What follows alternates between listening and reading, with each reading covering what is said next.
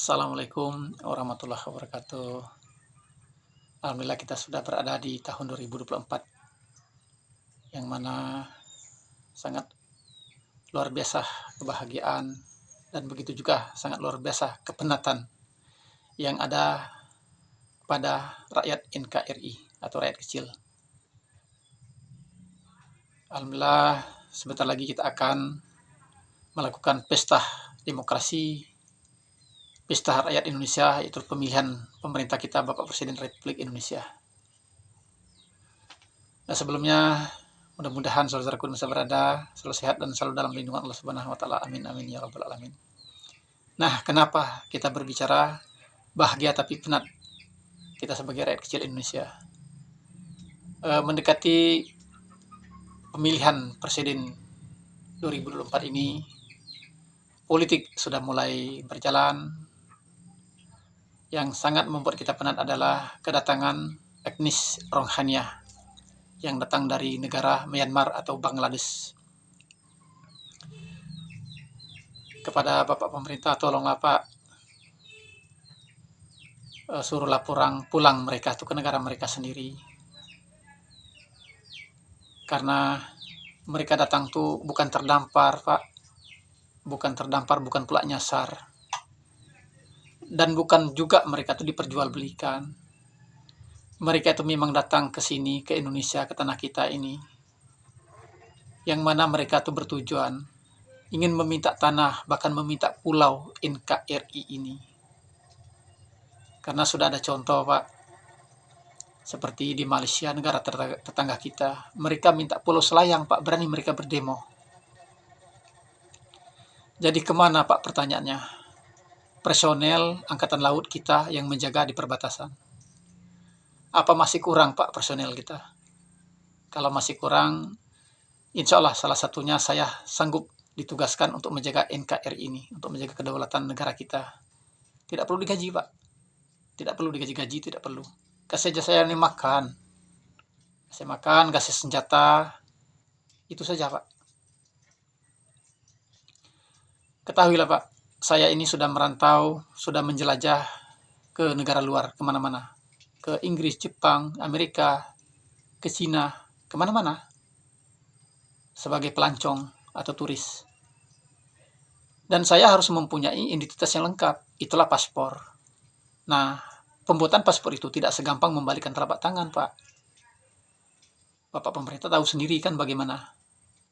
Kita diwawancarai dulu, membawa identitas. Dalam wawancara pun juga, kita tidak bisa menjawab pertanyaan yang mewawancarai kita. Itu pun gagal. Dan itu tidak bisa selesai satu hari.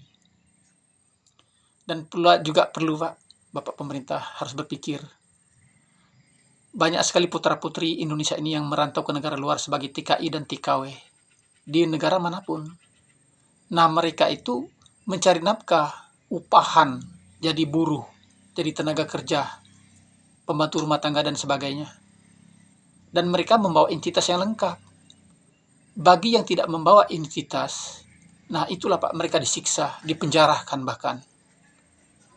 Dikembalikan secara paksa ke negara kita. Padahal putra-putri kita Indonesia itu ke negara luar itu bukannya untuk meminta tanah, bukannya untuk meminta pulau Pak.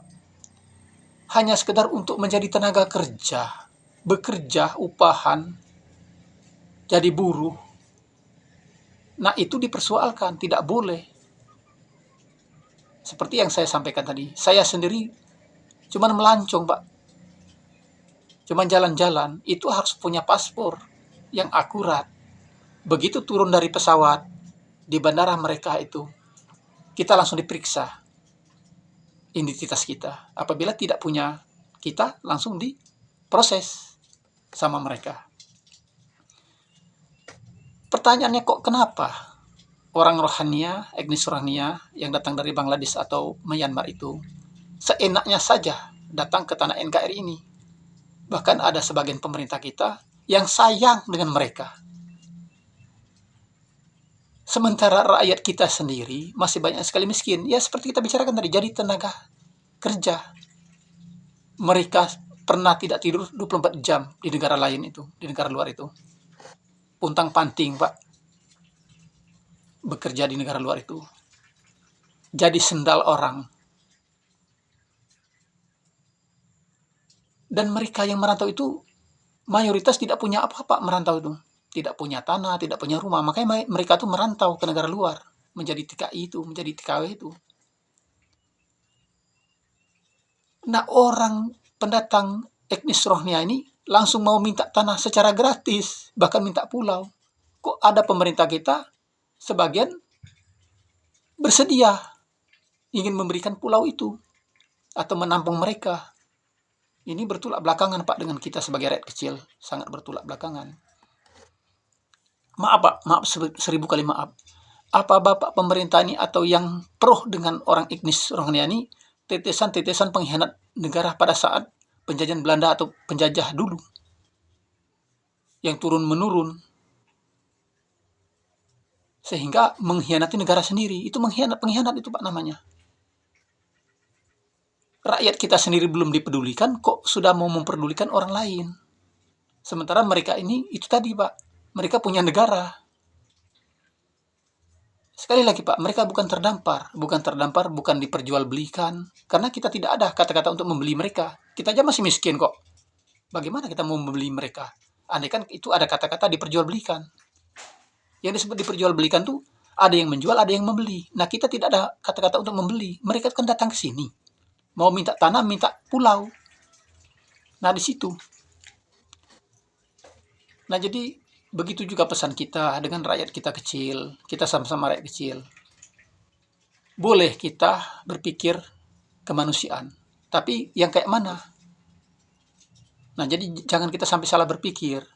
Jangan kita sampai seperti Palestina menolong orang Israel atau orang Yahudi yang pada akhirnya mereka membunuhi orang Palestina sampai hari ini. Orang Palestina itu bermacam-macam agama. Bukan berarti orang Islam saja, orang Kristen pun juga ada, Hindu pun ada. Itu agama manapun oleh orang Israel, orang Palestina itu dibunuhnya tanpa memandang bulu. Contoh barusan ini, saudara kita dari Kristen ingin menyelenggarakan itulah hari Natal, tidak boleh di sana oleh orang Yahudi atau orang Israel. Nah, jadi jangan sampai kita seperti itu. Jangan sampai. Mereka ini memang hadir ke sini, ya itulah menjajah intinya, cuma tidak bawa senjata. Jadi tolonglah Pak, usirlah sama Bapak pemerintah orang etnis Rohingya itu secara baik-baik. Kalau mereka juga tidak mau pergi, tidak mau pulang, ya kita lakukan kekasaran. Tidak perlu kita takut dengan HAM. Kenapa kita harus takut dengan HAM? Contohlah Pak, orang Israel membunuhi orang Palestina itu tanpa punya salah. Anak kecil, bayi, orang hamil, orang tua, rumah sakit, rumah ibadah apa saja, orang Kristen, orang pokoknya rumah ibadah apa saja, agama apapun dihancurkannya sama orang Israel. Nggak kena HAM. Begitu juga dengan orang Amerika. Waktu Presiden George W. Bush dulu kan, membunuh orang Irak berjuta-juta, tidak kena HAM.